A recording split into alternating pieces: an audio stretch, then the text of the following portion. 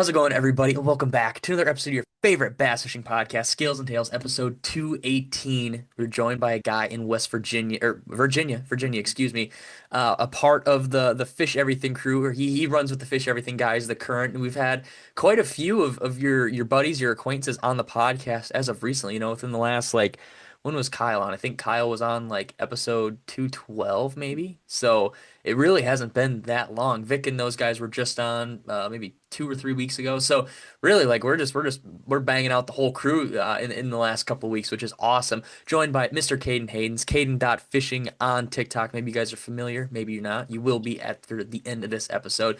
Caden, we got a whole bunch of stuff to talk about. I want to pick your brain about forward-facing sonar, obviously the minnow shaking, the glide baiting, all that good stuff, and it's just gonna be a good next hour and a half or so. I'm super excited, man. But first off, as always, we got to get to know the guests a little bit. Got to break the ice. You and I got to get the anxious ants out of the conversation before we get too deep or get too crazy on anything. So, Caden, we're down there. I'm flying into Virginia tonight. We're gonna film. We're gonna fish. We're gonna bang out maybe 28 pounds tomorrow morning on the minnow and the glide, and we're gonna have a good day. But as always, all good days have to start with something. So how do you start your fishing mornings? Like on the way to the lake, we got to stop somewhere, get gas for the boat, get some snacks, fuel up. What's the go-to stop, and what are the go-to like necessities that are on your boat no matter what? Yeah, for sure. The big thing, I'm the type of dude that'll actually fill up the tank before the night. Like I'm Mm. super OCD. So, dude, I'll like fill up the truck and the boat with gas the night before. But in terms of snacks, like definitely depends on where I'm at. Ideally, I'm not a hefty eater on the water. I've never been. I'm so locked, dude. It's hard for me to like take a moment Yeah. unless the fishing's really bad. But Mm. if I can take a moment, sit down and eat, I want something fast, man. So just generally any fruit. I don't care about the stigma of a banana, but a banana's a good way to get healthy potassium Yeah. and just I love bananas. So any fruit, right? Bananas I think are the easiest. Apple, like that's a must for me if I'm having a really long day. And then, dude, just overall, there are they're Nature Valley peanut butter, like big nutter butters, Mm. and I'll put like 10 of them in the boat, and Yeah. I'll go through five of them, dude. I'm a peanut butter fiend, dude. I Mm. don't know what it is, but I love peanut butter. So that's sustenance, I guess. But dude, you can ask a lot of people, my buddies growing up, like, dude, I don't. I have problems drinking water on the Mm. boat. Like Yeah. I am so locked. And that's just I know other guys that are like that. Like they won't eat, drink, or even pee during a whole day. I'm like, that's but then I do it, Yeah. Right. So Right. anyway, I'm so locked in on fishing. But if I could choose, so let's recap that. Um, fill up the tank always the night before. I don't Yeah. have to deal with that. I don't want Yeah. to have to waste any time. I want to get my sleep. But fruit and those Nature Valley Nutter Butter style things, Mm. those are gas. Yeah. Branch off question here. You just mentioned being like a peanut butter connoisseur, big peanut butter fan. When you're making like a peanut butter jelly sandwich, what's the go-to? I'm a guess. Are you Oh, like okay, just go. I don't want to make any what type of peanut assumptions. butter? Yeah, yeah. What type of like what brand peanut Ooh, butter are what you type of going I with? do. So we have the vanilla take on that, which is like your creamy, right? Your Yeah, Skippy, yeah. your Jif. Listen, that's fine if that's your favorite, but I'm a man of culture, okay? And peanut butter is an art at which we like to diminish down to that, creamy. I love the whole. I love the chunks of stuff in Yeah, there, yeah. man. The chunks of peanuts. So I whatever almost that is, yeah. whatever any brand of it. I almost made an assumption that you were a crunchy guy, but I don't want to do you dirty like that and you'd be Oh like, yeah. no, dude, I eat Peter Pan No. creamy out of the big 5 gallon tub that you get from No, dude. Costco. No, that's vanilla. I'm sorry, not no hate, but I'll eat it still. But like, if I can choose, I'm getting the good stuff, man. I The respect crunchy that. for I sure. respect that. I feel like crunchy peanut butter is slept on. I'm a big fan of it. Every once in a great while, creamy's fine, but Dude. it kind of like, I don't know, Yeah, dude. man. Creamy peanut butter doesn't leave a taste in my mouth. It's just like a gelatinous mass in my mouth. Where Yeah, well, crunchy it peanut needs like butter, a crunchy yeah, peanut butter, you get some substance, like has you some. said. Yeah, dude. And let's not even go down just the whole nut butter Mm, realm, dude. I love almond butter. mm. that's another. But there's a lot of good nut butters out there. So anyway, Oh man, that's funny. The first okay, the first okay. So five yeah, minutes yeah. discussing peanut Peanut butter. butter. Oh, dude, I'm so down too. I mean, we talk about what fish eat. Why don't we talk about what we Yeah, eat? You know yeah, what I mean? Like, exactly. uh, so anyway, but yes, fruit and peanut butter. All right, Okay. fruit and peanut butter. That's the. And then, like I said, I ain't wasting no time. I Mm, like my sleep.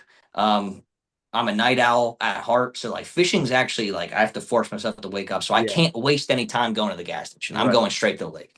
Are you like a coffee or monster or like an energy drink guy, or you just raw dog the day? No, no, of course not. That wouldn't be fun. But I'm a big black coffee, like huge Oh, black coffee. yes. I'll do a Red Bull. Yeah. I'll do a Monster if I have to. But dude, just give me a cup of black coffee and I'm good. hmm Like I'm chilling.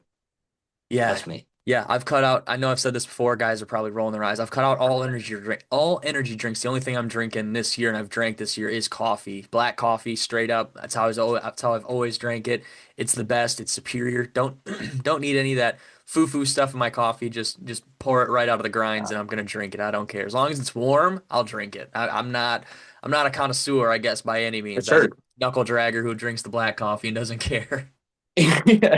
Yes, I'm like, but with black coffee, dude, I can't drink it hot. Like I am, Ooh. it's weird. I need like every morning I throw two ice cubes in the cup, put it under the coffee, machine. Yeah, I yeah. can't do it pure hot, bro, because I don't like waiting, Mm, right? I don't like yeah. waiting for it to cool down for me to like drink. I don't like that's the beauty of some of these energy drinks. It's a crack and Yeah. pop, right? Like you're zooted, right? You're off. hmm Like I want the instant ability to drink it. So Yeah. I'm like not a huge. If I could choose, it'd be iced coffee over hot coffee, Mm-hmm. And that's the other problem. Like without a I had doubt. started drinking yerba mates towards the end of 2025, and the problem with Yes, those is it's cane sugar, so there's no like chemical taste to it. So it's just like it's like, right. drinking quote unquote juice, and I would just chug those. And I was like, I know this Oh, isn't dude, those good. are Like I so could good. chug it and it's so refreshing. Like I want to drink another one, and I'm like that's not good. Like that's when accidentally drink three or four a day and you're having heart palpitations at 24. Right, Like I'm like I right, can't go down that rabbit hole. I'll stick to right. a cup of two or a black coffee every morning and just call it good and coast through the rest of my life, hopefully without another energy drink.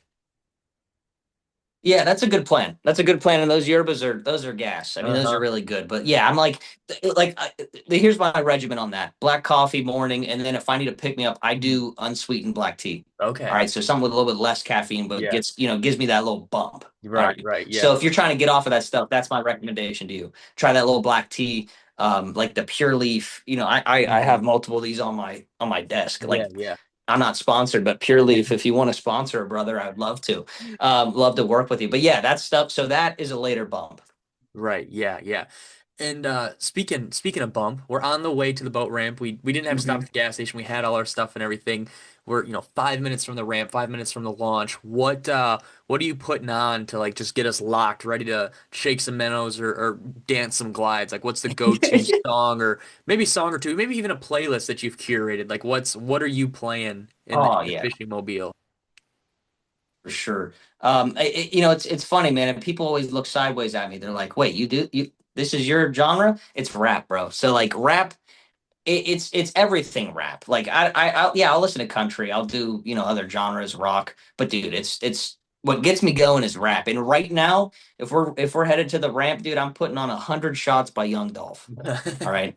If you haven't listened to that song, listen to the song, man, and do it while you're going fishing, while you're Yeah. about to hit the lake, drive it down there, dude. It'll get something going. Mm, That's for mm, sure. mm. Dude, I'll tell you That's the what, song though. 100 shots for them. 100 shots, like fall, or like if you're going out when it's snowing, listen to some Benny the Butcher, like 5 to 50 or Scrape the Bowl, like any of these guys, dude. You listen to this stuff and you're Heck, like, oh dude. man, I could probably, I don't even know what you could do. You can do a lot of things listening to a I'm song like catching that. every Let's, fish in the lake. yeah, yeah, exactly. I'm catching every fish today. Oh Yeah, man. dude. But yeah, the rap really, really overall rap. I love Young Dolph. Rest in peace. That man was. I love his vibe, but I Yeah, also like Lil Uzi. So like if right, we're right. those are like the two dichotomies of rap for me Yeah, right yeah. now. Right, yeah. Yeah. Question for you. Being in Virginia, do Virginia lakes close? Like you kind of mentioned, it's hard for you to wake up. Do you have to like, excuse me, get up and get to the lake at a certain time to make sure you're the first boat out there, or is it just kind of come and go in Virginia at most of these watersheds and water bodies you're fishing? Yeah, so they don't close. They don't Okay. close seasonally either. Some do, like Mm. some specific lakes. As we get into like Maryland, that's a very Yeah. popular thing. Yeah. But like here, it's mostly public access, so public ramps that aren't gated off or Mhm. anything like that. So yeah, you can roll up whenever, and you can fish whenever the lakes are Yeah. not frozen. So Right. any time of the year, essentially. Mm-mm. And this is like we're just getting right into it, but I'm very curious. So you're a big Yeah. forward-facing sonar guy. You're using live scope? Yeah, I've always stuck with Garmin. So Yeah. started out 4 or 5 years ago using it. Then we got some cool lore I could talk about in terms of live scope, but started using the original live scope, the Panoptics. That was the Yeah. LVS 32. So if we have Yeah. any technical people, they're gonna know that was the first generation. Hmm. Now we're on to bigger and better things with the LVS 34, which is like just a little bit clearer, cleaner. Yeah. So, but Yeah. yes. Have you, so this is, we can just touch on this and then we'll go into the lore and everything, kind of go into the backstory. But have you messed around? So your lakes are public, open, 24/7, and you Mhm. have forward-facing sonar. Have you messed around with night fishing around Virginia very much, or is that like a hush hush, maybe I have, maybe I haven't type conversation?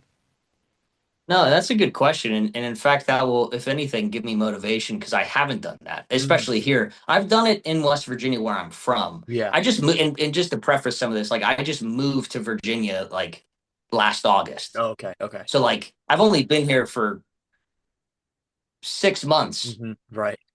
5 or 7 months, Yeah. which Yeah. is ridiculous because all this stuff that we're going to talk about has happened really in that amount of time.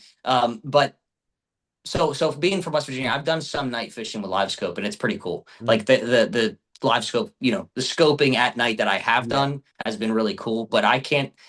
The only thing I will say in argument against that is like, for example, some of these lakes, these highland reservoir lakes that are maybe have bluff walls, Hmm. steep banks, things like that. It could be difficult if the fish are shallow, right? Right. Like I mean, up against the Yeah. bank. Yeah. That's kind of like the downfall of scope. Not to say that you can't scope super shallow, which you can, but like certain nuances in the way that fish are positioning, it becomes a lot harder, Yeah. if not impossible. Right. So take that obvious. That's a cool idea, but like I don't know how it apply. Right. Yeah. Uh, you know, yeah.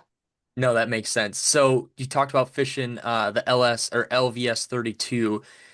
That was like right before COVID, I want to say, because I remember I've talked about it before. Uncut Angling, Aaron Weeb had it in like, man, Mhm. 2018, I want to say, and he had the little Mhm. screen. He had it over the side of the boat with the pole, and then they were vertical jigging for pike, and just kind of a really cool video if you guys hadn't seen it. I've talked about it a bunch, so I guarantee people have watched it. But that was like my first introduction to live scope was like 2018. You said you've had it for a while now. Do you remember when and why did you get it? Like, do you remember the day you'd seen it and you're like, I need to buy that for my boat? Yeah, and this taps into the lore that I was thinking about. Like, so 2020, I fished my first college tournament at West Virginia University on Toledo Bend. Oh, It was my birthday. you Just so fished WVU. yeah, So did you fish with like Nolan yeah, Meyer and Casey and all those yeah, guys over there? yeah, Okay, in Morgansville. yeah, Okay, yeah. okay. Yeah, so there's a lot of lore, man. Like it's cool because like I've been around a lot of people that are dope. You know what I mean? Yeah, Like just awesome dudes. And Nolan and Casey being two of those people that kind of just gave me the motivation to keep yeah. on doing what I love. Hmm. First off, constantly, trying to beat those guys that Yeah. are absolute hammers. Um, but yeah, so my first tournament was late January 2020. And it was on Toledo Bend, and that was I think I don't know if it's officially. I'm gonna say it, but correct me if I'm wrong. Whoever's listening, I think that tournament on Toledo Bend, College Bass Master Series, was the first tournament that was won on live scope. Mm, wow. And it was done by Cody Huff, who was using the LVS 32. I think because we start out with Panoptics and then it went to LVS 32 and then now to LVS 34. But in terms of LVS 32, I think Cody Huff was using that in 2020. And I'm not kidding you. I was my buddy Garrett Thompson. Shout out to Garrett Thompson. He's another serious angler. Works in the fishing industry. Awesome dude. He was my fishing partner, and we were literally fishing within 150 yards of Cody Huff. Okay, and we weren't catching shit. We were doing, we were specifically we were throwing a 6-inch straight tail robo worm, right? Yeah. Like it was winter. We're fishing, offshore contours, drains, things like that. The point is we're fishing right next to this dude a certain portion of this day, and we go to the weigh in, and it's like, oh, he caught 28 pounds, and we're like, dude, we saw him for 4 hours of the day, like he had to have, what I mean, like what Yeah. was he doing?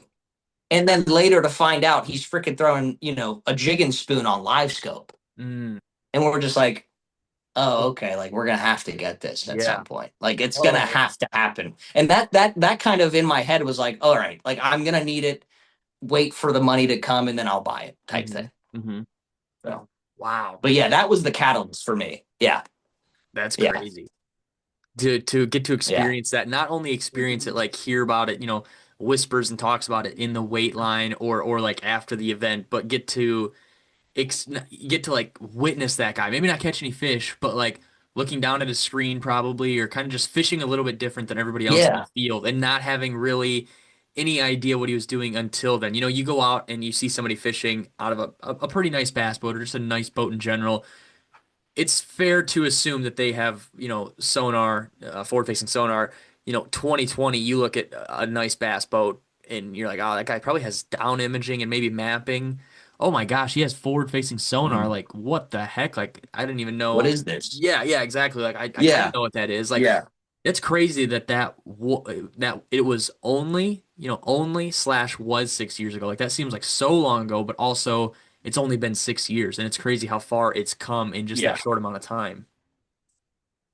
Yeah. Now there were other tournaments that had definitely gotten, one on Yeah. with the technology before then, but this college specifically, and to be able to see the dude and like be questioning yourself, especially the second day of the tournament, like we're fishing the same stuff, and like we weren't obviously doing that because hey, this guy's leading. We were just on what we were Yeah. practicing, and dude. To see this guy, we didn't even really see him catch fish, but then to see him go to the weigh-in with that amount of weight, we're Hmm. like what is going on? So it really got the ball rolling to like start ask questions about live scope, and then ultimately that ended up being the trajectory of the whole bass fishing Yeah. industry. Yeah. So pretty Fishing a crazy. fishing a 6-inch robo worm and seeing somebody just kick your teeth in and you just have absolutely no hope is a crazy Dude, thing to think of and experience in 2020. Because 2020, like around here, the smallmouth fishing was really good. You could mess them up on a drop shot on the pier walls with a 5-inch robo worm and Aaron's Magic, and now they don't even touch that damn bait. They swim the other way no, when they they're see like that thing.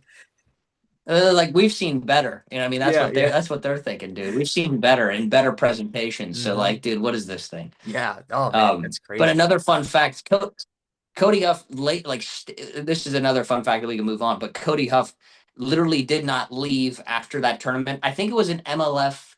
It was Mm, some sort of an MLF event that happened right, like literally the week after. And guess what? He won that whole event yeah. doing the same exact thing the week after. So he he, Hmm. he cashed two checks on Toledo Bend doing the same thing at a time where no one else was really doing it, which Mm. was really cool. Where did he go to So school at? Do you remember? is it Bethel? I Yeah, think it was Bethel. I was gonna say Beth. It I, was I may either be I may be completely wrong. I think it's Bethel. I figured it was either Bethel, Adrian, Clemson, WVU. Those were really good. That like school was really good then, and then there was another team Mhm. that was really good. I can't Was remember. I it used to. Monteverde? No, is it Monteverde? Yeah, yeah. I think they're Adrian. Adrian. There's a couple teams that were just straight up hammers. Like this was. I don't know Oh, if people. Carson Newman. Carson Newman, maybe. Mm. If people remember, Bass like Bass College, just Bass in general, they would have an Instagram account and they would give the login to somebody different every day for practice, and whoever was like, dialed like kind of like who would get the camera boat style in the pro circuit, they would get to control the Snapchat for the week. And I always thought that was the coolest Oh, thing. I yeah. don't think they still do Yep. it. That only happened for like a year or two from like No.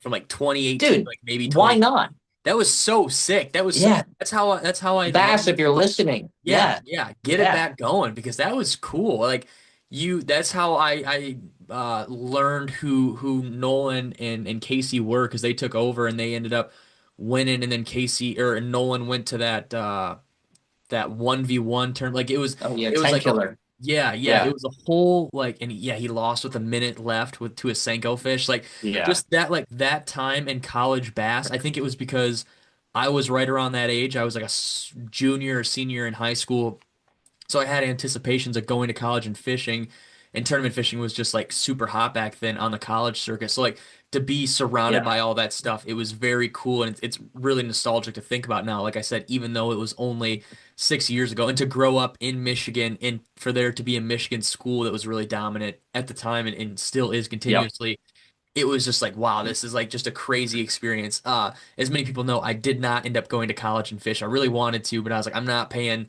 this much money just to go fish in college. Like that was the only reason I wanted to go to college right. was to fish. And I'm like, nah, probably not a good financial investment to just drop Yeah, a couple yeah. in school. Yeah, there's an element of luck that plays into all this, and like maybe that's another thing we can touch on. But like for me, I mean, I've gotten to see that. I didn't come from wealth, like single mother. Shout out to her. But like, dude, like these schools that are like, they're private schools that are like specifically built for bass fishing. Like, Yeah. there's an element of wealth that's needed Mhm. to function, Yeah. right? And that's just the name of that's just how it works. But yeah, it's not that wouldn't have been a financially good decision just to pay to go to school, Yeah. Yeah. pay for school to then go fishing and then spend more money. It wouldn't have Yeah. been a good financial decision. That's for Yeah, sure. right. And like I said, it's gotten, I mean, I don't keep up with it anymore, so maybe people can oppose what I'm saying, but like back then it was like it was gritty. Like you had Adrian going down to Kentucky Lake and beating Bethel on Kentucky Lake, and those guys would get into it on Instagram, and they'd be like, I'm gonna kick your Yeah, ass at the boat ramp tomorrow. Like it was yeah, hot and heavy in like the for early sure, man. 2020s, end of the 2018 2019 season, and then like Auburn would be good on certain events. Like it was such a cool thing. Everybody was sinking boats on Kentucky Lake that year. Like I think Yeah, Adrian yeah, sunk two boats and somebody ripped. I mean, everybody was ripping off lower units. Like it was a really good time to be inside the collegiate bass, bass. I don't know, like viewing ship, I the guess, realm. because it was Yeah, just so yeah, cool. Like yeah, like I said, the Snapchat thing is so cool. I can't say that they do it or don't do it, but like that was the highlight. When I knew there was a college tournament, I would check Snapchat in between every class to see who's controlling it and if they were catching fish or not. I remember there'd be guys like from like Wisconsin who'd go down to like Okeechobee and they would have it for a day and they would upload two stories. They'd upload the first one when they're launching the boat and then the second one when they're trailing their boat and be like, yeah, this like kicked our ass. Like we're gonna catch three fish. You guys are never gonna see us again because we're not getting this Snapchat account back right. anytime soon. Like it was just little stuff like that Yeah, that was really cool. And I think because it's a bunch of college kids and obviously younger people that, essentially younger people that follow the sport, it was just like the perfect storm to grow that collegiate following and then to see all these collegiate guys make it to the pro-ams and like the higher up circuits. It was like a full circle, really cool thing. And hopefully they do that again, or hopefully they're continuing to do that because that was, like I said, a big part of yeah. my older quote unquote childhood. Yeah, for sure, man. And that was a huge part of my kind of like, development as an angler. You know what I Mhm. mean? Like the experience, not even necessarily, we didn't do incredible, Garrett and I. Like we weren't Nolan. Like, and I'll Yeah. say that, as much as I don't really have a huge ego, but like the whole point is like we learned a lot regardless about fishing, about, the things around fishing as Yeah. well, the travel, fixing the boat, dealing with just absolute bullshit, Hmm. and then still being able to like fish. Like that's Yeah. that's a huge part of the sport at a core in terms of competitively. So like having that experience under my belt has just always allowed me to be confident in certain things, Mhm. like, whether it be trailering a boat Yeah. Yeah. or, these things that a lot of us we don't think about, Hmm. right? Until, hey, here you go, you have a bass boat or whatever, Yeah. go fishing. Like there's a lot of stuff that goes into it. So Mhm. it's helped me in that regard, and just the people along the way, especially, man. Like those are some of the best dudes I've ever met because of fishing, Yeah. competitively. Yeah. at WVU. So Oh, holy cow, here we go. Spit it out now. Is competitive fishing still like a big role in your fishing side of things, or are you more so kind of go out, catch a good amount of big fish, film it, mhm. post it up, kind of quote unquote like I hate using the word content creation or like influencer, but is that kind of more so your style of fishing now is kind of like the cast to catch, not necessarily the competition? Yeah, I think at this point right now it's more about like content and sharing that enjoyment with others and getting people motivated to go fishing. Like that's a huge part of it. It's not even a matter of like, oh, hey, I'm flexing on you, I'm catching big fish. It's like, dude, if you're not like, for example, this winter, it's like I go live on TikTok a ton, and people are like, "Well, it's too cold, this and that." I'm like, "What are you talking about? Look at this post, right? Like, go fishing, right?" So a huge part of for me is now is like education, right? Obviously, personal enjoyment, going out and trying to catch the biggest fish. That's kind of like always the goal. But then, you know, persuading people to pursue their interest and go out and enjoy it. Like Mm-hmm. that's those are the three things that I care about right now. But it's funny, dude. Like, yeah, initially it was more competitive, and then for a long time, like, dude, I just went fishing I would go fishing every day I could, and I would never take a photo of the bass that I'm catching. Right. You know what I mean? Like I was kind of like excommunicado. Yeah, what is it? Excommunicado, Yeah, right? yeah. Like I was John Wick there for a minute, like just not talking Doing to your own anyone. thing. Yeah. Yeah, not even posting anything. And then I made this move, and I'm like, dude, I should just like start posting about stuff. Hmm. I should just start basically documenting my Yeah. endeavors Hmm. in my fish catches, and 7 months later, here we are. It's pretty cool. Yeah, that's awesome, man. How did you get started? Did you have a GoPro or did you just like I'm just gonna put a GoPro on a YOLO stick or like when you decided, hey, I'm going out, I might as well film it and kind of do something with all this with all this Mhm. time I spend out here, like kind of how did you decide you wanted to do it? Did you know you kind of wanted to take the teaching route, kind of break down how you're doing stuff, break down water, or was it just more so maybe just having footage to look at and send to the friends when you catch a big fish?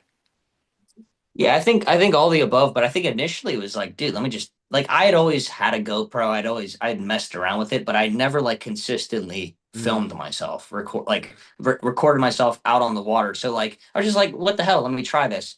And then I fell in love with editing and like, chopping up things and like yeah. I'm not good at it. Like I'm not good at it. I will say I'm not good at it. I'm not trying to act like I'm good at it, but it's still fun, right? It's still fun.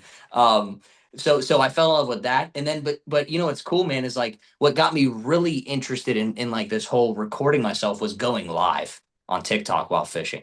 I had occasionally gone live on Instagram to like the homeboys that if I'm on a good bite back at Yeah. home on the Mon River, like, and I'm catching every cast, I'm going live on Insta just to like say what's up to the boys that Yeah. care, right? But this was different because I was going live on TikTok, which TikTok actually does a good job of, pushing that live Yeah. out. And dude, I would have, 50 or at first, like 5, 10, 15 people. And then, consistently doing that, having like 200 people watch you fishing, that's like an awesome thing because you can like it's just a different level of engagement. So that Hmm. also got me hooked into, Hmm. doing this type of stuff as well. So anyway, that's a cool if people are like it's another thing is like growing your platform. Like if you're one recommendation that I have that is biased towards social media platforms is TikTok for growing and building your personal brand because just the way that live aspect, especially in fishing, it's fascinating. So everyone listening, think about that if you're interested. Yeah, TikTok does a really interesting job dispersing your lives to like other people that had never seen your page before, never maybe they're in the Right. fishing realm but they have no idea what a swim bait is or there's Yeah. just anything like you get all sorts of people from all walks of life on TikTok, and it's kind of crazy. I think it's good just because there's always so many people on it that they can just push that stuff out to so many people. So, like you said, it's Yep. very not. I don't want to say easy is the right word, but it's very accessible to grow on Yeah. TikTok versus these other platforms. Like back in the day, Instagram used to be easy when you could do the hashtags and everything, but now Instagram's kind of Yeah. like you said, you gotta kind of It's swing people over from yeah. TikTok or from something else, maybe even YouTube, but TikTok is really just the way to grow something, I think for sure. For sure, without a doubt. And that, yeah, that live, if, and I think what is cool is like fishing inherently is unique to the average person. It's very unique. And then you start adding like live scope and things, like it blows people's minds. Like every time I talk to a person on live scope, like that can't be real. Like that's a underwater UAV. Like is Yeah, this yeah. Call of Duty? Like the whole thing is like it's like it's so TikTok is really dope. So like, if you're interested in growing your personal brand, socials, things like that, it takes is just doing some unique things as simple as putting your phone on your chest and recording. Like it's dope.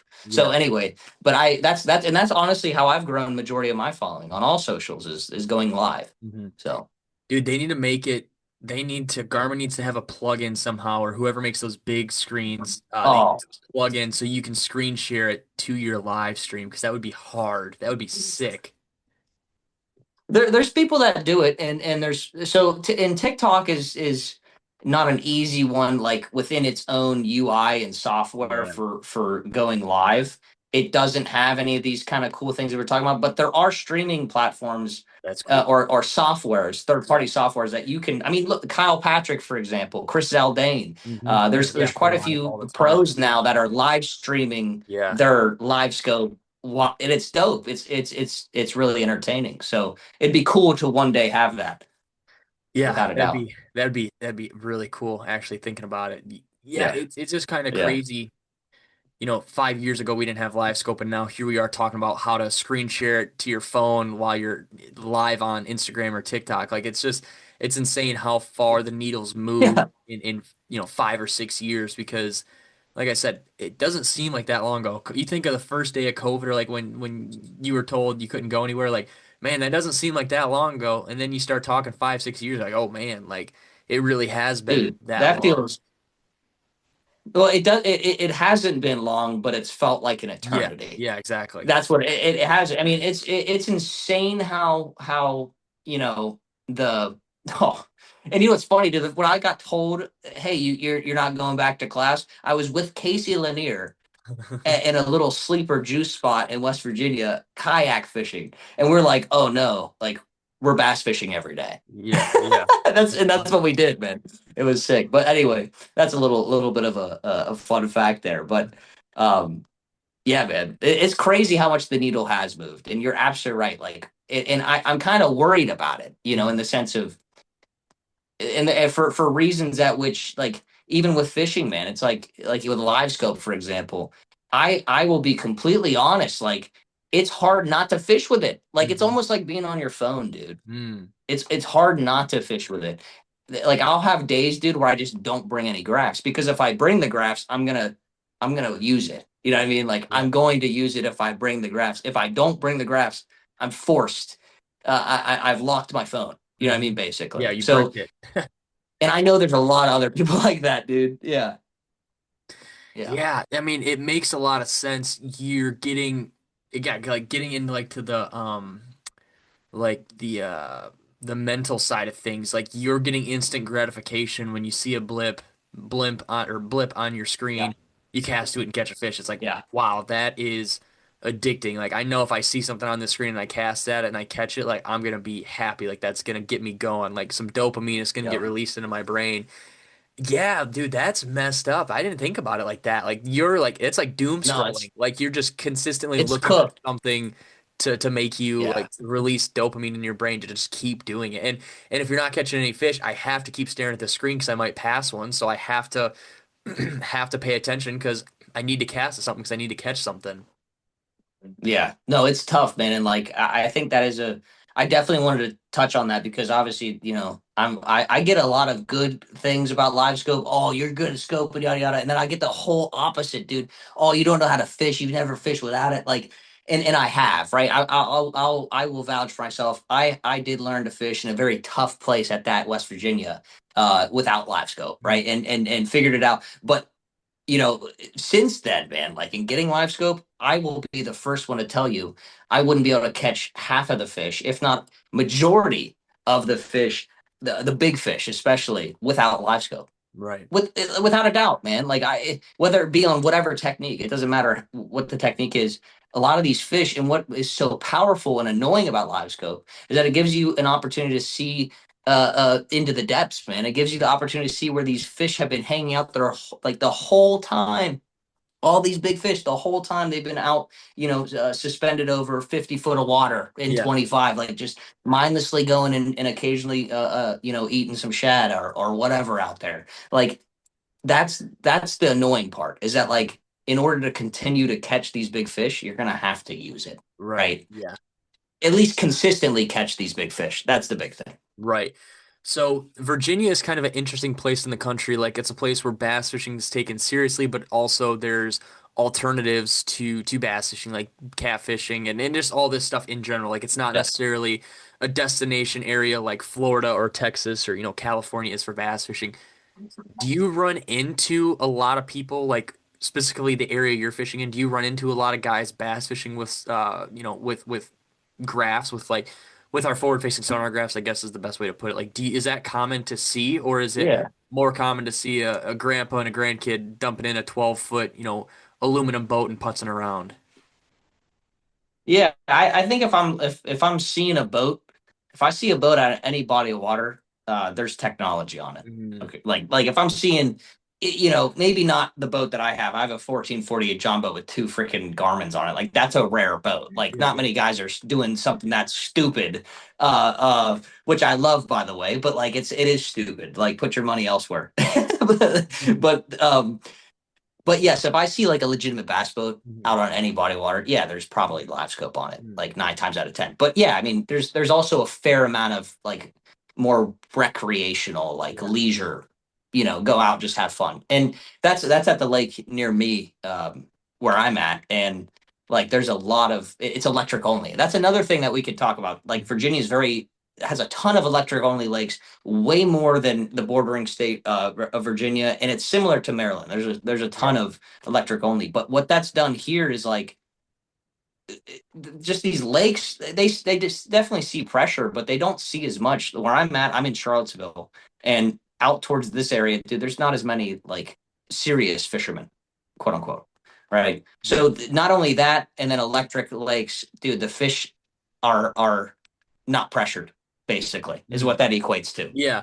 And that's what that question was kind of rounding off to is do you see a lot of fishing pressure where these fish respond negatively to forward-facing sonar, or is it still pretty Wild West? The fish don't really know hypothetically, the fish don't know what the ping is, and they're not behaving any Yeah. differently than they were 20 years ago.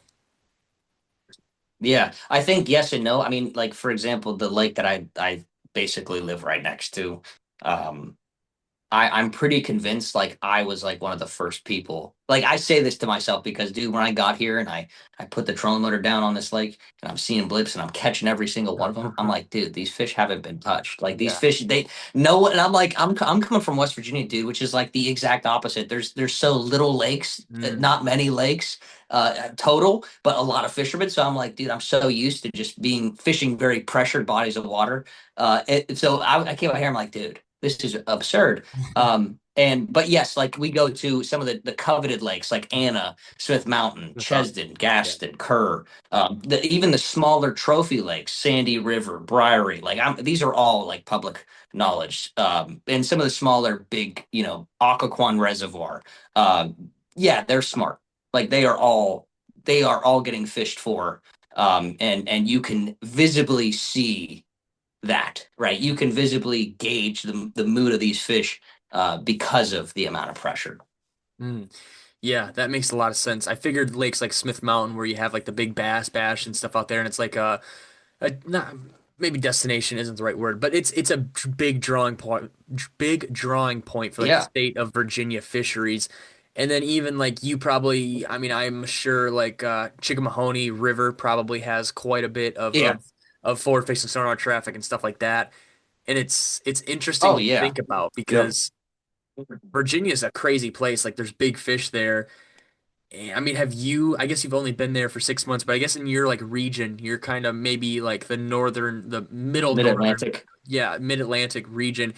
Have you seen big, Yeah. big fish being consistently caught over the last, 3 to 4 years with the forward facing sonar and just kind of fishing in general, trending in an upward position? Yeah. Yeah. Yeah, I'd say so. I mean, from like the limited amount of time that I've been here, I've seen, plenty of posts. And that 10 pound caliber fish, largemouth, is a fish that is inherently rare. And I think even at this point, with live scope, it still is. Like a 10 pound fish, I don't want to, give out wrong guesstimates, but I would imagine public water 10 pounders in Virginia caught a year, it's got to be a dozen, if not less, like 10 pounders. So I mean, there's a lot of big fish, and that's what's one cool thing about Virginia. It's a very sleeper state in the sense of there's so many pothole lakes with so many Mhm. big bass in the state, but it's still not like Texas, right? And I think yeah, I mean, a few years ago, or not even a few years ago, some 16-year-olds on Sandy River cracked like a 40-pound bag on glide baits scoping. Yeah. Like things like that. Whatever. Mhm. Like there's still a lot of that. You know, Mhm. people scoping out there and catching a lot of bigs. Right. So Yeah. Yeah. Virginia's kind of a weird place because it gets slept on, but it gets talked about a lot because it's like Smith Mountain, and that's like where all the big yeah, tournaments are when they go up to Virginia. Chickahominy River gets talked about a little bit here and there, kind of like for some striper fishing and stuff like yeah, that. Like, it's a very, very interesting state. Like, it's either talked about or it's not. Like, yeah, either you know guys in Virginia who are catching fish, or you see the occasional fish get reposted by some like outdoor page. Like, there's no in between right, of Virginia bass fishing. In my opinion, maybe some of these guys who live like around West Virginia or like Kentucky and stuff see obviously more yeah. regional posts, but I hardly ever see much about Virginia. Yeah, and I mean you're totally right. Because I think if we were to draw a pie chart of just bass anglers, I think an overwhelming majority you'll find on Smith Mountain, Lake Anna, Yeah. Kerr Lake or Bugs Island, or the Chesapeake, the watershed, Right. right? Yeah. Like Yeah. James River, uh, uh, uh, you know, uh, Virginia Beach area, like Mhm. doing inshore slash freshwater stuff. Like Yeah. that's where the overwhelming majority of anglers are fishing, are on big bodies of water, which makes sense. But dude, compared to the states surrounding it, Virginia has some of the most, I mean, it does to the states around it, has a ton of publicly accessible water that we're talking like sub 1,000 acre lakes. Mhm. Like the amount of sub 1,000 acre lakes is ridiculous. And within that amount of 1,000 acre lakes, how many have gizzard shad? A Right. lot. Yeah. How many have the VA DWR stocked with F1s or done some sort of Mhm. bass population specific management? A Mhm. lot. So Mhm. therefore, like, dude, it's ridiculous because yeah, guys will make a trip to Smith Mountain, but they won't drive 35 minutes to the tiny little lake that they maybe never thought had giants in it, but it does. So Yeah, yeah. You it's just cool. talked about sub 1,000 acre lakes, which is very intriguing.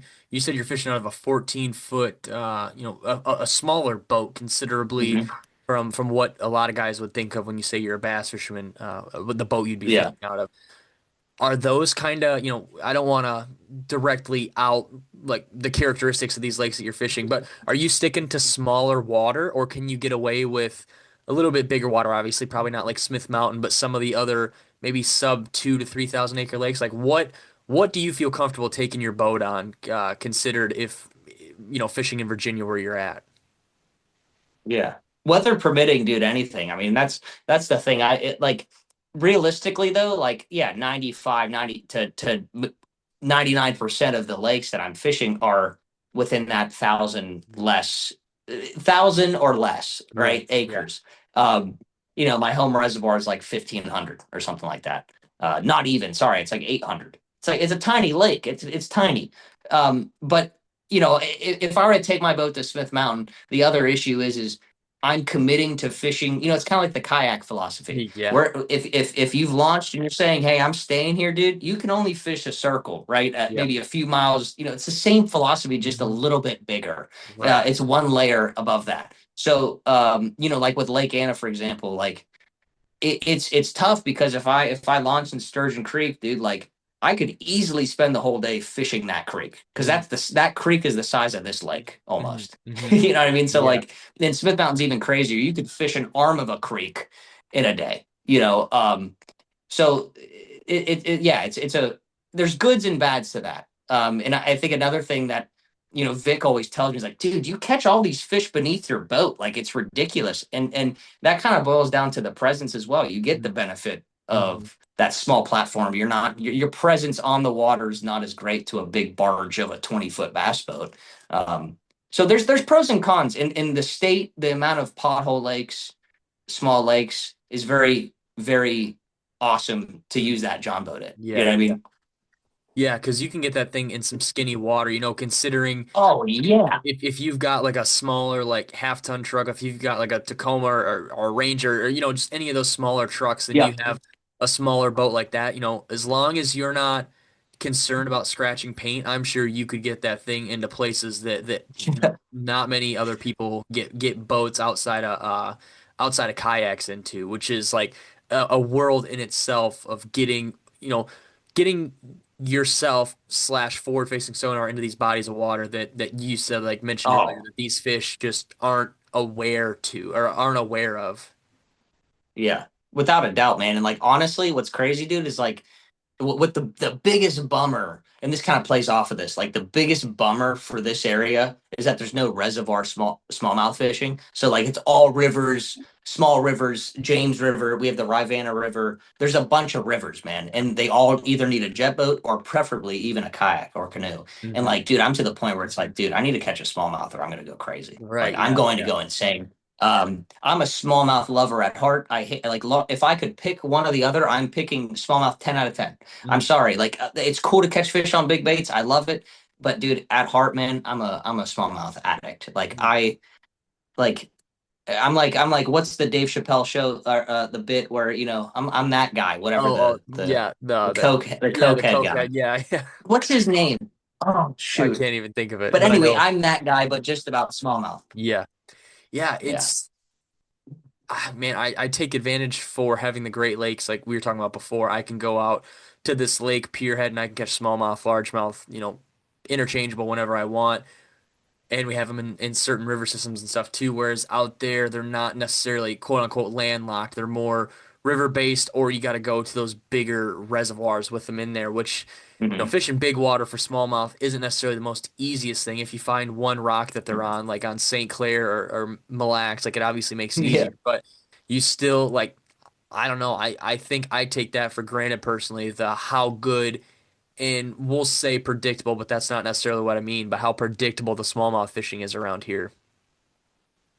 for sure. And like that's one thing that a lot of people don't see and don't know just because I've only been on social media really like posting a lot for the last half year. And that's that I'm from Morgantown, West Virginia, and we were 3 hours away from Presque Isle, Lake Erie. Right. Mhm. So like Yeah. Garrett, who I called out earlier, shout out again to Garrett. He's a dude that's always kept me going and including on these trips, man. Like we would do, we would try to go to Erie as many times as possible. We would go to Erie. We've been to St. Lawrence a few times, Ontario. Like we spent a ton of our time in the transition seasons, fall, spring, going up every weekend to Lake Erie, and really learning and falling in love with those fish.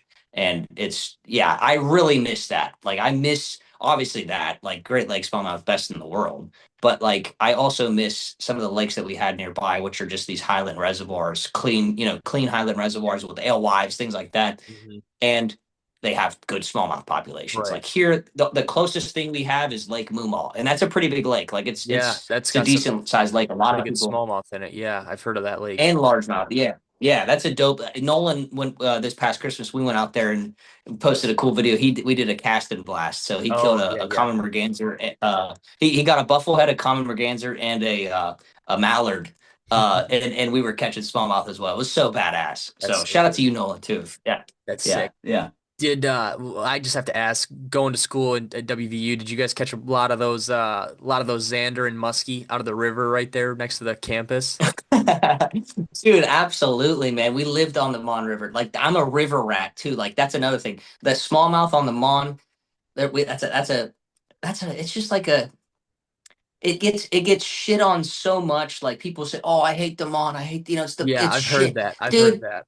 It is at the and maybe they're right 90% of the year. So like take that with like they're but my gosh, man, I've had some awesome days. Muskie, walleye, sauger, drum. We talk about freshwater drum. Like, dude, I Yeah. used to go out in the middle of summer and just only try to target drum on live Mm, scope and catch them on Ned rigs. mm, And that is the most fun I've ever like some yeah, of the most fun I've ever had is just 100%. hooking 15-pound freshwater drum. Hmm. Why do they get hate on? I don't know. We love the red ones, but we don't like the Yeah. freshwater ones. But anyway, uh Yeah. anyway, yeah. That's funny. I had to ask that because I remember that being a big, big thing for those guys in West Virginia at the campus is going out there and catching Yep. just a bunch of muskie. I said Xander earlier. I meant Sauger. Got those two confused. But yeah, like Sauger and stuff. No, Like that's I remember Casey always posting pictures of Sauger like in the bathtub and stuff that they'd catch. And I'm like, what? And then I was like, I want to go to West Virginia. Like this campus seems badass. Like get out of class and go yeah. catch a couple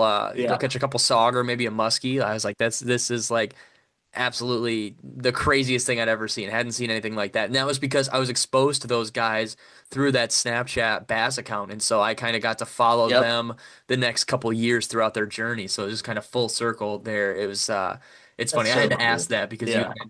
you'd mentioned it and I was like, I wonder if he has the same stories that I Yeah. remember seeing before. Oh, yeah, man, and I used to live on that river. Like that was like 5 minutes away from my house, the ramp. So Mhm. I mean, don't get me wrong, I don't want to boast West Virginia bass fishing or fishing in general. Yeah, Like yeah. it sucks. Okay, like I'll just straight up tell you it sucks and that falls all really down to the wildlife department, Division of Natural Resources specifically in West Virginia. Like it falls all down to them. Like there's a lot of bass fishermen, there's a lot of fishermen in general.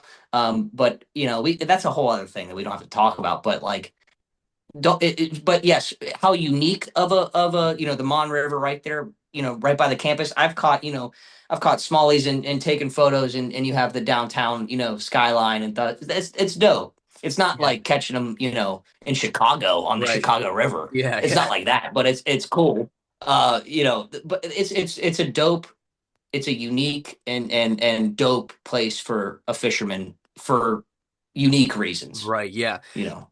Have you been pretty sold on your move? You said it's been about 6 or 7 months. Are you pretty convinced that the move was, we'll say like quote unquote beneficial to like your fishing career? Do you think the move like really was a step forward for you?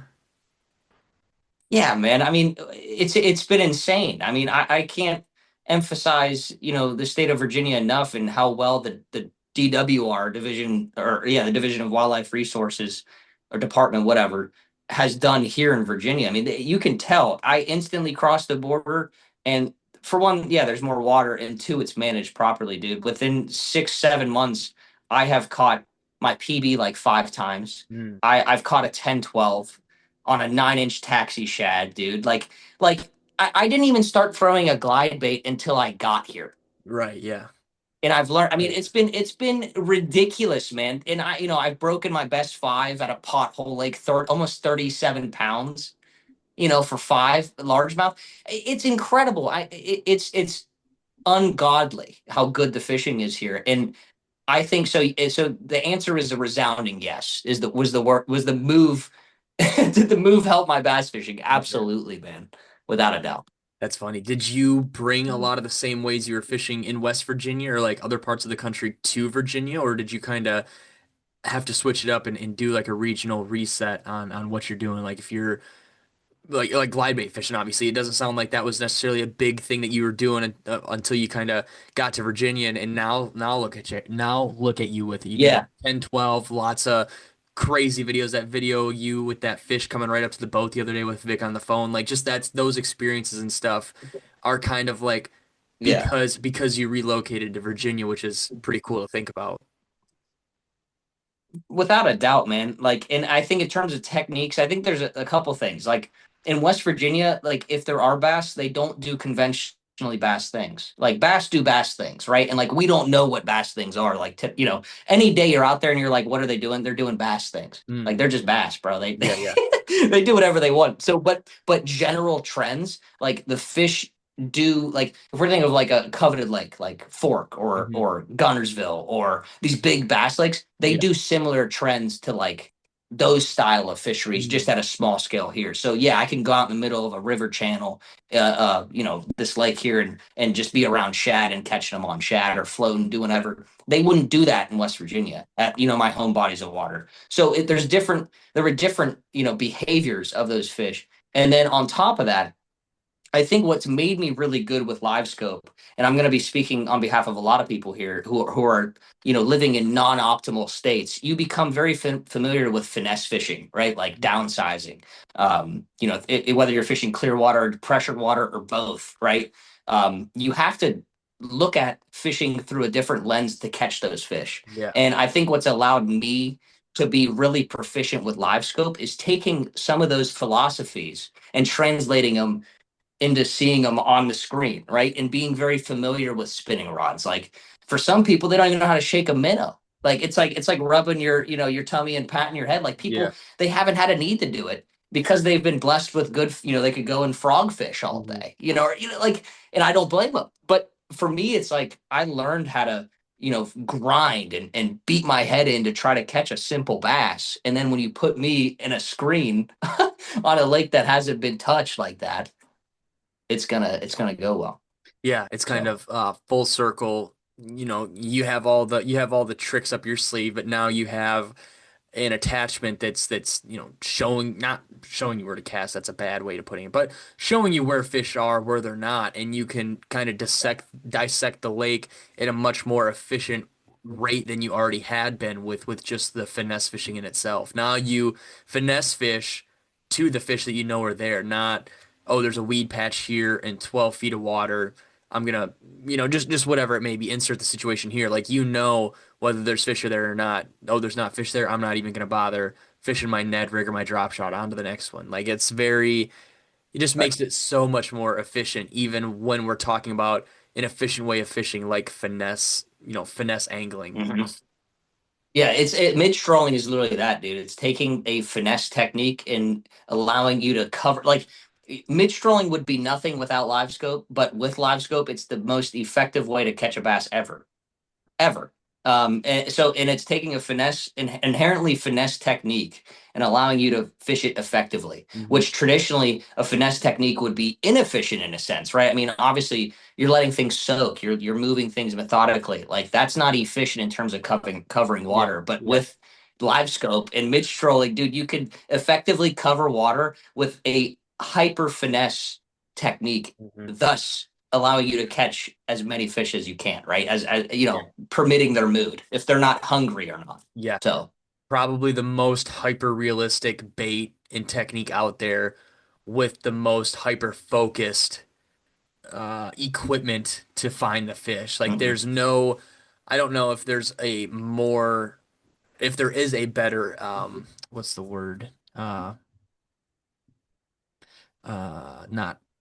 A like better. Are you talking like a better equation. presentation? Yeah, yeah, like better presentation Oh, or better equation for this problem. Like, you get the two yeah, top tier things, and you're gonna have good stuff happen. You're not gonna go out and I don't know, man. The minnow thing is absolutely crazy. I rag on it because it's so funny, but it just works. Like, those fish absolutely have no idea that that's not a little shiner hmm minnow or a little smelt just bebopping around down there, because yeah, it's so common for them to see that. They see that every single yeah, day. What's to think that today there's a hook on this bait, or that it's not a yeah, real minnow and yeah. it's an actual a bait? And I don't know, man. Like, I think about it, is there going to be negative repercussions for this? Like, are fish going to become like hmm lockjaw and super, not only hard to catch, but are they going to, like, opposite of gorging themselves, they going to start starving themselves because there's like a passed Dude. down trauma? Like, think about it, dude. Like, there's Yeah, fish yeah, that won't eat dude, a pink Senko because they've already been caught twice, or because like they dude, say, like, the generational trauma thing, like, fish know that to be scared of boats and stuff. Like, yeah, who knows, 15 years down the road, you might have to fish a glide bait because those fish haven't seen a 9-inch bait that's ever hurt them when they try to eat it. Like, it's just kind of yeah, crazy to think of stuff like that, especially because it's only been, we'll say, 5 years, 6 years. What's the next 5 or 6 years going to look like? Like, stuff's going to get a lot more crazy before it simmers down at all. For sure, man. And like I could see myself being 60, I was and 60 years old and saying, we threw so many minnows at these bass, they turned vegetarian, dude. You Yeah, know what I mean? yeah. Like, like, dude. And but to that point, man, it's like so we talk about like trends and you know, for example, like the dice, right? Like this is a good example where the dice is just a completely new foreign thing to these bass that they've never seen, and they're catching a ton of fish. They're winning tournaments. They're effective, right? But here's the thing about a minnow, man, is that if they're not eating minnows, then they're not bass, Mm, right? If they're not eating this presentation, at some point they're not able to live. yeah, Whereas they can easily turn away at a dice because not a natural object in their environment. That's not a natural prey item in their environment, yeah. right? Whereas a worm, and a glide bait, these are all natural things in their environment, mimicking them. Mhm. So the minute mid trolling will never die. Yeah. It will never die. I will say, like where we see pressured fish in like how they interact with a minnow, I think it has to do with proximity. Mm, So proximity pressure to these fish. So like when we consider pitching a minnow on top of a fish, if a fish feels water disturbance directly above their head, yeah. they remember the last time that happened, Hmm. I got caught, right? Yeah. Or if a minnow comes across, a couple inches from their body, they're like, last time I felt that, I got caught. So what the cool thing is now, man, is it's like how do you change up your presentation? How long do you work that minnow to your boat? I'm letting out some juice here. One bit of juice is that if you have a fish that's showing interest going away, showing interest going away, like it's almost like a trout, right? Like you've Yeah. seen trout come to your Yep. bait, scurry away, come to your Yeah. bait, scurry away, and then the fifth time they eat it, and you're like, why the hell didn't he bite it the first time? Bass are doing that now, and like Mm. it's part of a mood thing. But I've noticed, dude, if I can keep my minnow in the strike zone, and that Yeah. Yeah. depends on the fish, right, and how it's suspended. If I can keep that bait as long as possible into that strike zone, even underneath my boat, I catch a lot more fish doing that. So Mm, I'm not like casting at a fish. It shows interest and then leaves. I'm not just mhm. straight reeling away. I'm Yeah. still shaking the Work. minnow, bringing it, to my boat. And I can't tell you how many times I've had a fish swim away 10 foot and then turn around and be like, you know what? It didn't do anything weird. I'm going to go back. Mm, And then it comes back and it eats the minnow. And yeah. they're giant. Like these fish, they're smart in ways, but they're dumb in others, Mm, you mhm. know? Are you back strolling at all? Like when you're having a fish come up and like you said, chasing it, coming back, chasing it, or just like following it for 20, 30 feet and you're getting close to the boat. Have you messed with turning the graph or turning the trolling motor all the way around and just sitting there hopping it while you're Yeah. trolling backwards? Oh yeah, man. I mean, vice versa. Like if a fish I've followed, dude. I've followed fish. Mm, I can't tell. I wish I would write these things down. I've followed fish that would show interest, then go away, show interest, then cruise. Whatever. I followed fish for an hour before wow. and caught them. Yeah. So like but then likewise, like drifting with a fish, the best Mhm. thing in the world, dude, is if you have a headwind and you have a big fish that's interested in your minnow but isn't committing off the bat, dude. Like when you have a headwind, you can literally just keep Yeah. that trolling motor pointed, and then Yep. you're just blowing back at a half mile per hour or whatever.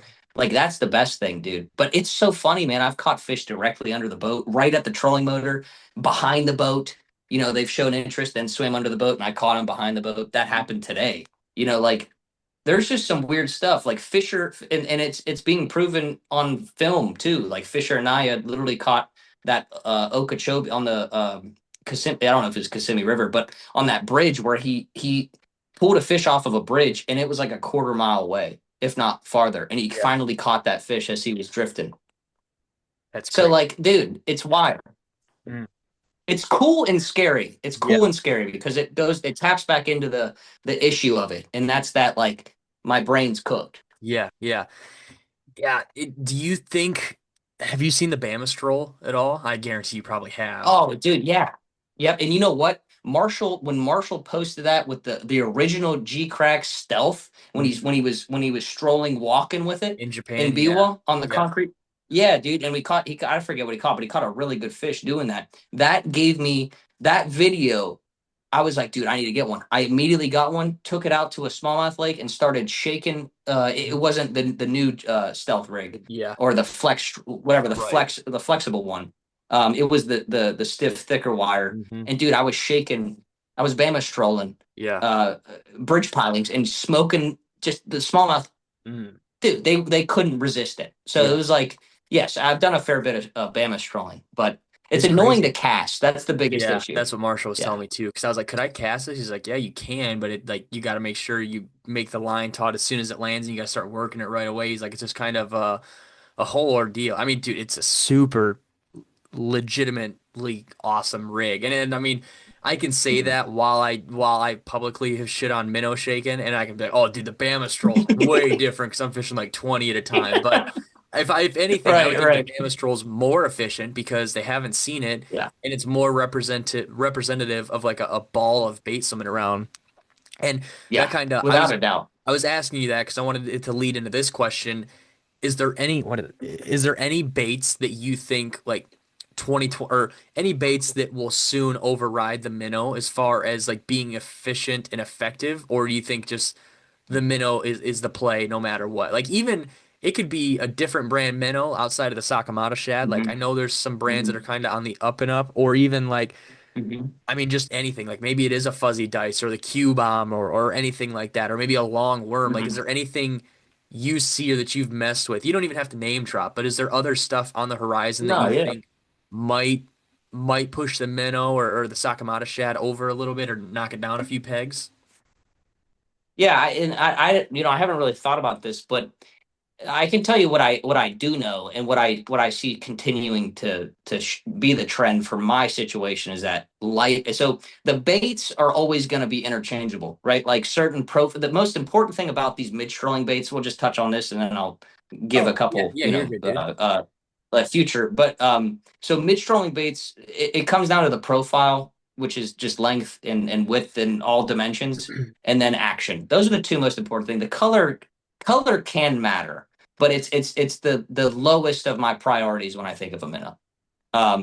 Yeah, now if I'm fishing a gizzard shad lake and I'm throwing green pumpkin, like that's usually not like a logical decision for me to make. But that's another thing. Like maybe color does start to play more as we evolve, right? So that's one thing. But I think the most important thing is going to be the weight of the jig head. And I think like I strictly throw an eighth ounce or 3/16. I rarely throw heavier. And if I've fished eighth ounce in 35, 40 foot of water before. So I'm trying to it's because a shad doesn't move at a half ounce rate of fall. Yeah, Like it never does. right. So the most the most natural presentation of these minnows, whatever they are, is a lighter jig head. And I think one thing that will make a resurgence because of this philosophy and the naturalism that it provides is like the hover rig, for example. Mm. That blew up really early and it lost a lot of traction because let's just thread a fluke onto a jig head, which obviously is will always work. Like Yeah. that will always work. But I think we're going to see more lighter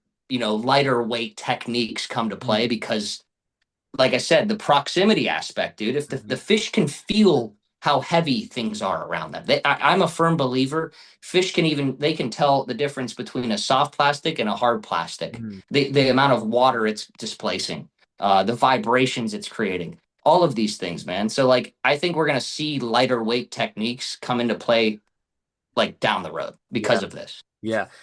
Do you So the hover rig, yeah. definitely. Yeah, do you oh what was I gonna say? It was about the minnow. Oh, dude, I want to see Uh some crazy stuff. Like, I want to see some guys fishing the donkey rig or like donkey rig style Yeah, on yeah, forward facing sonar. yeah, Like, that stuff like yeah. that. They've done that.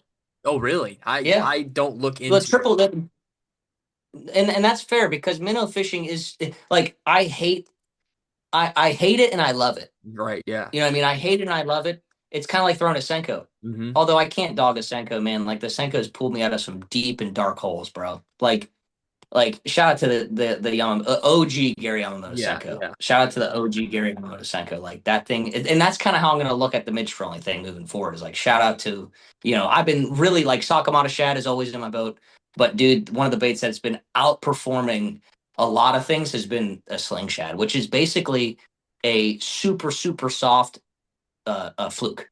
That's Mm. what it is, 5 inch fluke, and that's been killing it for me. And there's obviously a handful of others that I use, the Raid fish roller, things like that. Um, but what was I saying?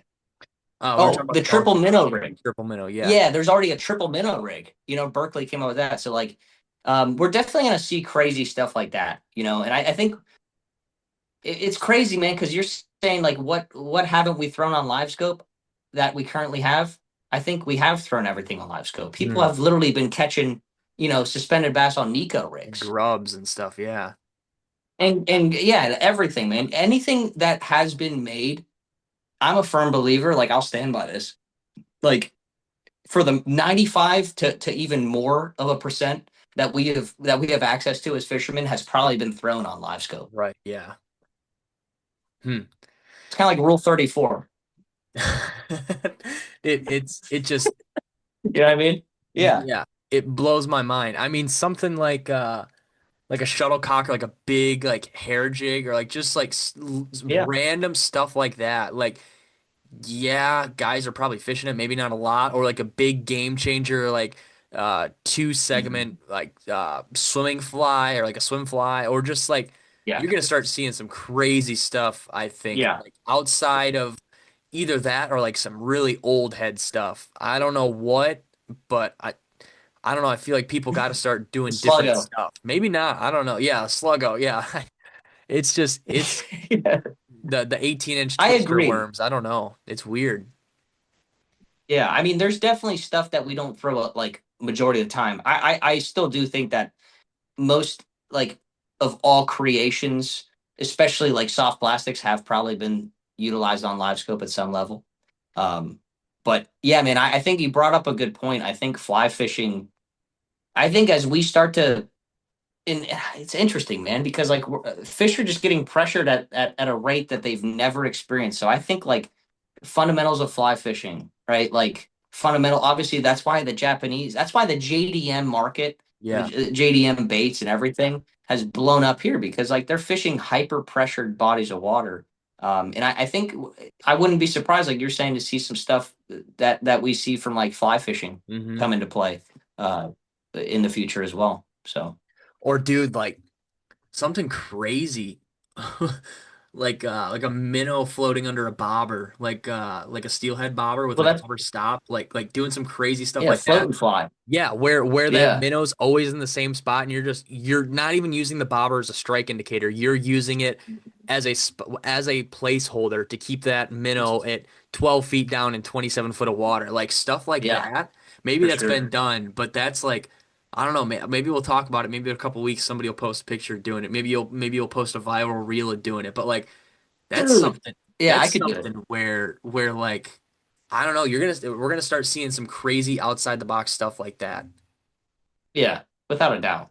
Without a doubt. I mean, the float and fly has always been a thing, and that has already been utilized on live Mhm. scope. Like, especially fishing like I think of float and fly, I think of like the Midwest, like Missouri, Arkansas, the high bluffs, Right. like high, Table Rock, Yeah. these like bluff wall lakes where they'll set up at a specific, like you're catching fish suspended on a specific depth on those bluff walls, and they'll throw the float and fly. Yeah. I guarantee you someone has done what we're talking about. It just hasn't. Another thing I've got, this has actually made me remember of something that it's called the Caden rig. All Hmm. right. It's a 9-inch taxi shad dummy. Okay. It's a dummy Yeah. Yeah. 9-inch taxi shad. But then off the back hook hanger, or Vic, if you're listening, we need to do a little bit of R&D. All right. We need to somehow make a launch feature of a, like, say the bass is following your glide, but it doesn't want to eat the glide. Hmm. Okay. Give him a minnow. Yeah. You know what I mean? Like a trailing minnow.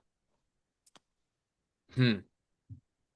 Yeah. Or like We'll call it the Caden rig. uh the Japanese or the world record holder, he has canines where he has holes drilled through him and he makes the canine into an A rig with more canines and minnows off the back, like and ghosts and like Oh my gosh. just like super weird off the wall stuff like that. Like stuff you'd see and you would think that's the stupidest thing ever. Like that's not going to catch any fish, or even Yeah. in the sense of what is that guy thinking? Probably more so that like that might be.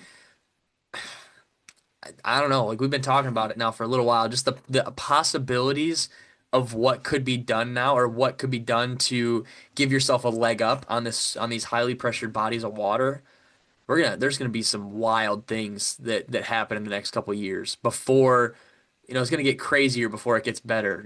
I don't know what that all Yeah. that entails, but it's interesting to watch. I don't have it. I don't really fish with it much. I have before, like I've fished with it, and Mhm. it's pretty cool.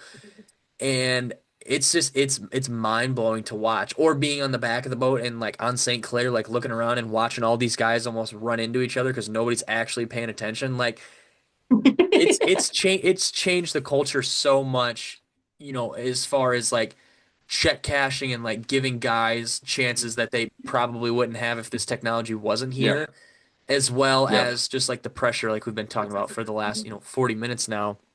It's changed the Yep. sport just it's put the sport on top of its head. It's kind of like it's kind of equivalent to when Kevin Van Dam came in the tournament scene and he was just fishing faster than everybody else and nobody could wrap their Right. mind around what's going on, and then everybody started fishing faster and he started fishing faster and catching just as much fish. Like it's just kind of a dog chasing its tail. It's never going to stop. It's just going to keep going and Right. it's never going to catch itself. Right.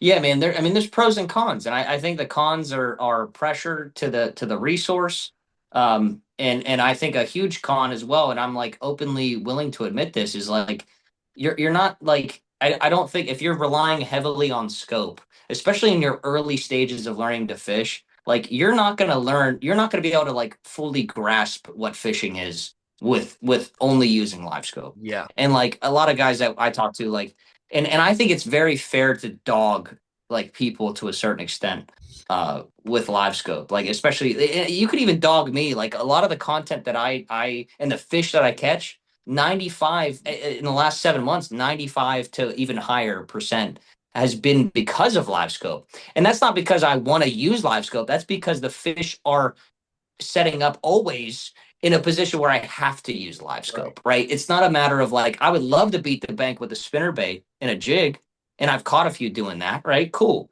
But like I said, 95% of those fish I'm catching on live scope. But Mm. anyway, what I'm getting at is like, you're not learning how to fish if all you start out with is live scope. Hmm. Like you're not. You're going to be good at very few things, not decent at a lot, right? Um, and so that's an important thing. I think if you're getting into fishing, don't look at it as you have to have it, because if you look at it that way, you've already pigeonholed yourself, right? So definitely learn how to fish, right? Fundamentally learn how to fish, be in tune with nature, be in tune with the animal, and learn their behavior. That's everything. But the pros, right? Like we there's a lot of hate towards live scope, and some of it is just. But the pros are getting people interested in fishing. Oh, yeah, yeah. That's a thing that no one talks about. Hmm. And no one, no big name talks about, hey, this beautiful technology has gotten a lot of young people interested in spending time outdoors and the whole economic value of that in the outdoor industry, right? The whole value to them being a part of this beautiful sport, this interest, this passion, our lifestyle, right? Like that's awesome, man. And like I that's another thing that I like about live scope is how easily it gets people interested in fishing.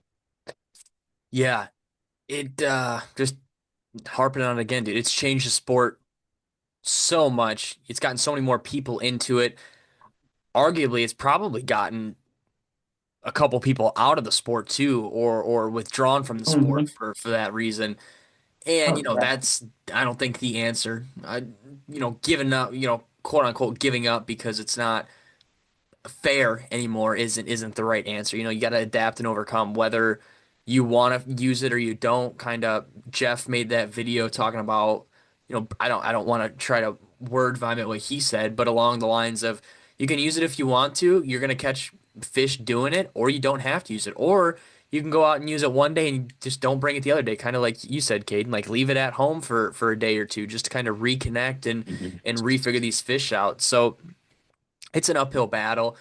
It's nobody's ever going to be happy with the For sure. situation at hand, no matter with what the tournament trails are doing, with what the DNRs decide to do with it. I don't think you can straight Yeah. up outlaw it. Maybe you can. It's outside of a tournament. Yeah.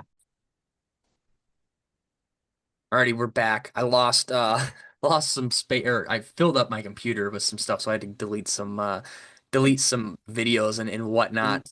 We were just kind of going on about live scope and stuff, but for the last couple minutes, Caden, I want to kind of focus on the social media side of things. So when did you start your TikTok page and kind of how did you think about, or what did you think about when you first started it? Did you know what you wanted to do with it?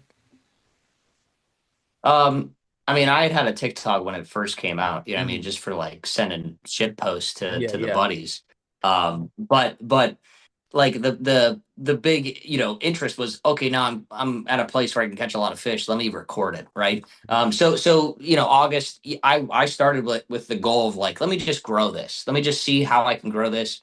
Let me get involved with the industry, the community, things like that. I was really interested in that. So that was Yeah. the kind of the backbone of revisiting that TikTok, right? Was like, let me just dip my toes in this these scary waters.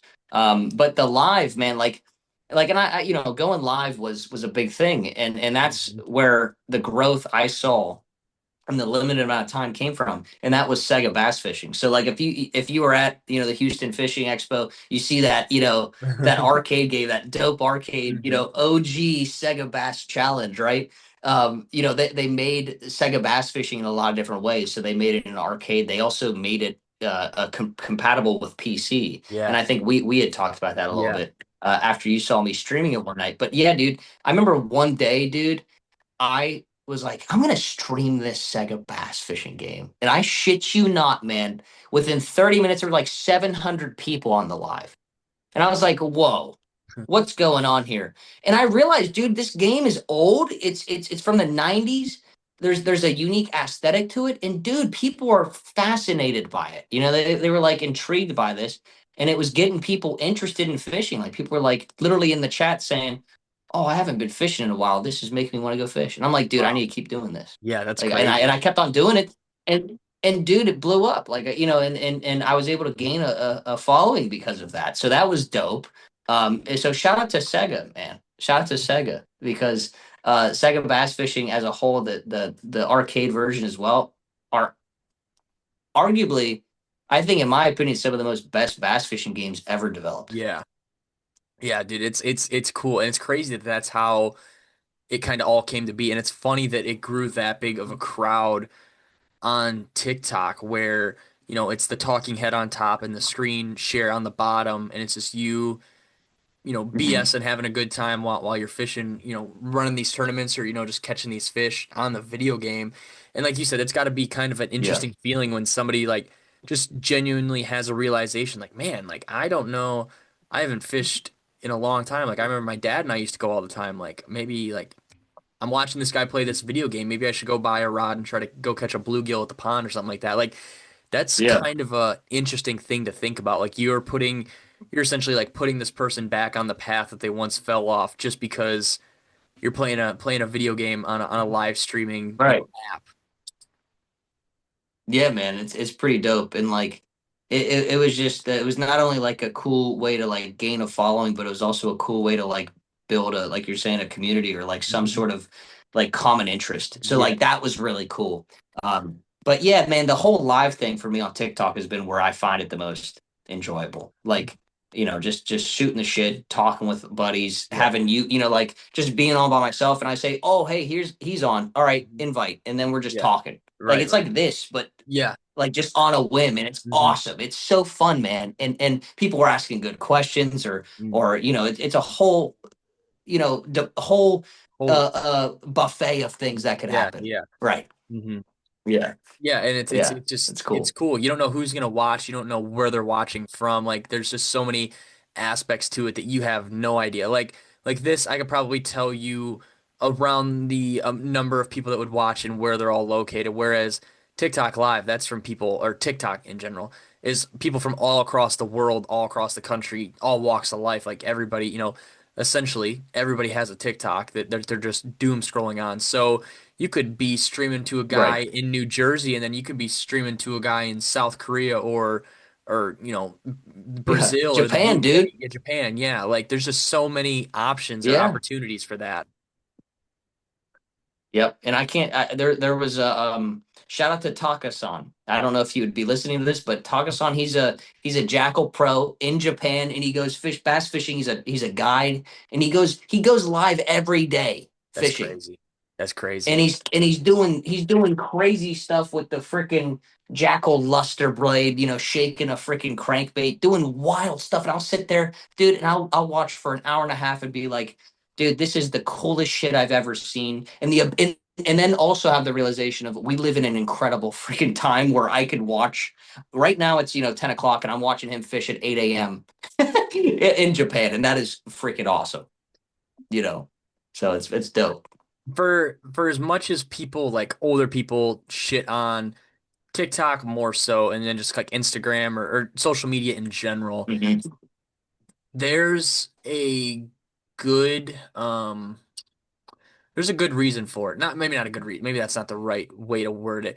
It's a good opportunity, and it's like the best opportunity I think for a lot of people to make a name for themselves in the fishing community or just any community in general, to make friends, to like you said earlier, build a presence, build an online, brand. Like it's just the opportunity that nobody else has had before us, and it's kind of Right. interesting that it's just in front of us and you can just do it. You can go live for 24 hours a day, 7 days a week if you wanted to, and grow a populate or Yeah. grow a community where, that hadn't always ever really been a thing. Right. And I mean, as simple as you and I wouldn't be doing this without it. You know what I Yeah, mean? Like it exactly. allows you to build these. That's been the biggest, like the most eye-opening thing was the amount of good networking, friendships, connections, business related, non-business related, all of this stuff. Like even with the limited amount of time that I have and the limited following, the amount of people I've gotten to like know and now have their phone number and talk to them at a weekly basis is awesome.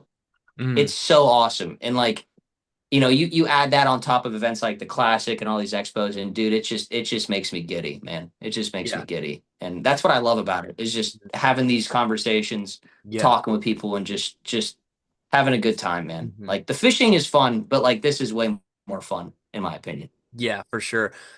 Wrapping it up, are you going to be at the Classic? So this is coming out Monday. So the Yeah. Classic starts in, what is it, Wednesday? 2 days from now or 3 days It from now? starts Thursday. Well, I don't Thursday. I don't know if the expo. I'm going with Fish Everything, and we'll be Okay. there Thursday. Like Okay. so, I think from what I understand, the expo it's going to be the same time as the tournament. Okay. Or no. Is it a Friday? Dude, now I'm forgetting. Oh my gosh! But it's Thursday through Sunday, whatever it is. All right. Thursday through Sunday. Okay, so you'll be there. So if somebody stops by, sees the Fish Everything booth, you're gonna be there shooting the breeze to people. Are Yep. you gonna be are you gonna be running fades on the Sega Bass, show these kids how to play it? Oh, dude, I'm gonna drop another 50 sack. And last time I was in Knoxville, I dropped a 52-pound bag off of five on Sega Bass Challenge. I gotta up that. We'll do a 60. That's I don't care, crazy. bro. We're doing it. That's Yeah, crazy. man. What's the TikTok and the Instagram for the guys who might not be familiar with your pages? Yeah. So my name is Caden.Haines. So you could, look it up obviously on all those. But in terms of usernames on TikTok, it's Caden.fishing. And then Instagram, it's just Caden.Haines. Caden.fishing, if you're on Instagram, please DM me. I would love to negotiate a deal on the username handle. That'd be awesome. Oh man. Does the guy post It's a anymore? simple, but yeah, I don't know. I didn't see that. Like, Mm, it's one of those things where like you look up the account and it's like inactive. yeah. Huh, that's crazy. So it could be long gone. It could be in the ether, the beginning, the dawn of time of Instagram made a, Caden.fishing that never, Yeah. logged back in type Never thing. did anything. So, but That's anyway, yes, crazy. Caden.fishing and Caden.Nights. Yep. Awesome, man. Yep. As always, I'll put all the Caden stuff in the show. What about the website? Are you guys t talking about that still? Oh, yeah. And that's been on the back burner a little bit, but Okay. dude, we have a dope idea. It's going to be, it's definitely, focusing obviously on forward facing sonar, technology and bass fishing, but like, the real goal with this, what we're talking about right now, guys, is to build a new cutting edge, awesome, adaptable, evolving education platform for bass fishing, right? So obviously that includes technology. We named it forward facing fishing. You can do some, I think right now we have available like virtual meetings, Mhm. consultations, specifically to forward facing sonar. I get that Yeah. question daily, man, as what's your sonar settings, yada yada yada, all that. That's where we kind of dive in and answer those. So that's the service that we're providing, but that is forwardfacingfishing.com. Heck yeah. I'll also put that I'll in the have to show get notes. you. I'm gonna need to talk to you on the back end of that too, man. I'm That would down, be a dude. dope little thing that we can talk about. Yeah, Yeah, for sure. I'll link that in the show notes too. So you guys, if you guys, got forward facing sonar and you're up in the upper Midwest and you got a lot of time to figure that out, you guys can hop on the website and maybe get a meeting all set up and get all that stuff squared away before hopefully the soft water gets here. I know it might be a little while for a lot of us, but it's coming soon and hopefully it's coming fast. But as always, like I said, all of Caden stuff will be in the show notes. You guys can go follow him on everything if you're not already. Join the TikTok lives because they're fun. Caden's just in there dinking around catching fish on Sega Bass. Watch, dude, it's just fun to watch. It's like you're watching a tournament, but I don't know. I enjoy it. Maybe I enjoy it way too much, but it is very fun to watch. I get down every time I see it. yeah, man. It's fun because you're catching 20 pounders. Yeah, yeah, exactly. Exactly. It's hard to beat. I don't think you can beat that. Yeah. Oh man. No, you can't. But But as yeah. always, Caden, thank you for coming on, man. A little short notice here, but it was just a great episode. I think we yapped. I mean, we can definitely do another Oh, episode dude. and go in depth because we really didn't go in depth to a lot. We just covered a lot.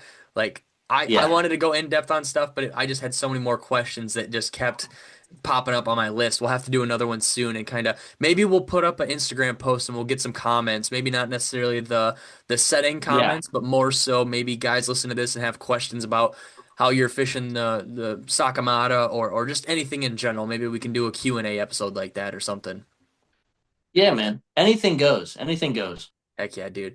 Well, as always, Caden, thank you for coming on, man. I appreciate it. It means the world to me. Thank you guys for listening. I hope you enjoyed this episode 218.